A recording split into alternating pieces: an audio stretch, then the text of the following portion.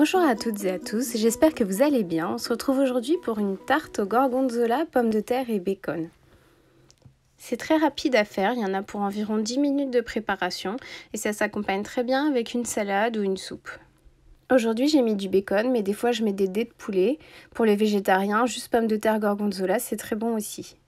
Voici la liste des ingrédients. D'abord, il vous faudra 300 g de pommes de terre, 3 cuillères à soupe de crème fraîche et 60 g de mascarpone, une cuillère à soupe de lait et un jaune d'œuf, 90 g de bacon, un demi-oignon rouge ou un oignon normal comme vous préférez, 120 g de gorgonzola et une pincée de sel, poivre et romarin.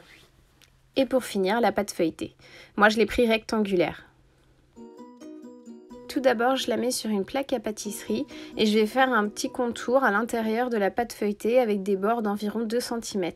Après ça, on peut la mettre au réfrigérateur le temps de continuer notre recette. La deuxième étape, c'est ensuite de prendre l'oignon rouge pour le couper. Donc normalement, c'est en jolies tranches. Moi, je le coupe en tout petits bouts parce que mes enfants n'aiment pas trop l'oignon. Donc le but, c'est qu'on le sente le moins possible. Mais pour ceux qui aiment ça, ça donne encore plus de goût quand les tranches sont plus épaisses.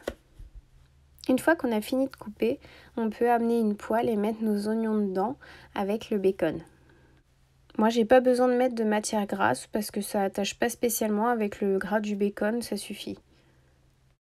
Une fois qu'on a fait ça, on peut mettre la poêle sur feu moyen et laisser les oignons devenir bien translucides et le bacon bien cuit.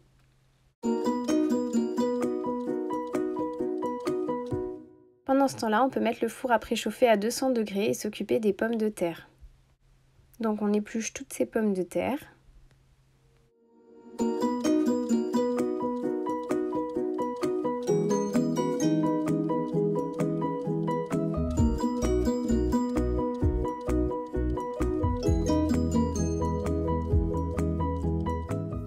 Et chacun fait comme il veut. Si vous préférez, vous pouvez les couper à la main en essayant d'être le plus uniforme possible. Moi, je prends un saladier avec ma mandoline et je coupe des tranches d'à peu près cette épaisseur-là. Surtout faites attention à ne pas les couper très épaisses parce qu'il faut qu'elles cuisent vite et plus elles sont épaisses, plus elles vont mettre de temps à cuire et le problème c'est qu'après la pâte feuilletée sera trop cuite elle aussi. On assaisonne ensuite les pommes de terre avec un filet d'huile. Moi c'est l'huile d'olive, après vous pouvez prendre l'huile que vous préférez et une pincée de sel. J'ai plus qu'après à mélanger mes pommes de terre pour bien qu'elles aient toutes de l'huile et du sel et à penser à vérifier ma poêle pour être sûr que les oignons ne brûlent pas. Une fois que cette étape est finie, on peut se préparer à la dernière partie de la recette, c'est préparer la base de la tarte qui sera un mélange de gorgonzola, mascarpone et crème fraîche. On mélange bien ces trois aliments pour que ça fasse un mélange homogène qui soit pas difficile à étaler et que ça fasse pas des grumeaux sur la tarte. On n'a plus ensuite qu'à garder la crème à portée de main et aller chercher notre pâte feuilletée qui était dans le réfrigérateur. Pour qu'au moment de la cuisson, on n'ait que les côtés qui soient gonflés et pas le centre, je vous conseille de prendre une fourchette et de faire des petits trous partout à l'intérieur.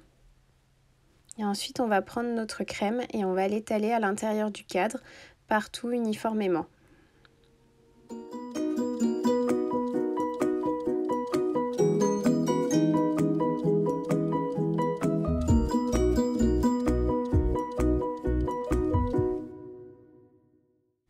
Une fois que la crème a bien été étalée partout, faites attention aux bords, surtout à ne pas en mettre sur les bords de la crème.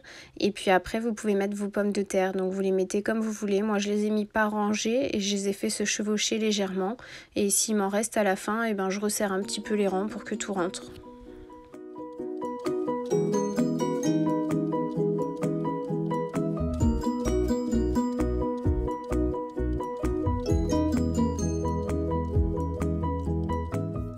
Ensuite, on n'a plus qu'à prendre la poêle avec les lardons et les oignons et les répartir un peu partout pour que ce soit uniforme.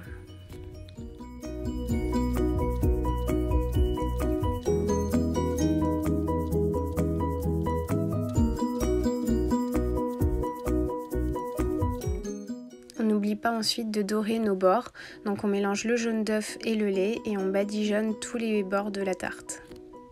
N'hésitez pas à remettre du jaune d'œuf plusieurs fois, comme ça donnera vraiment à la pâte feuilletée une très belle couleur.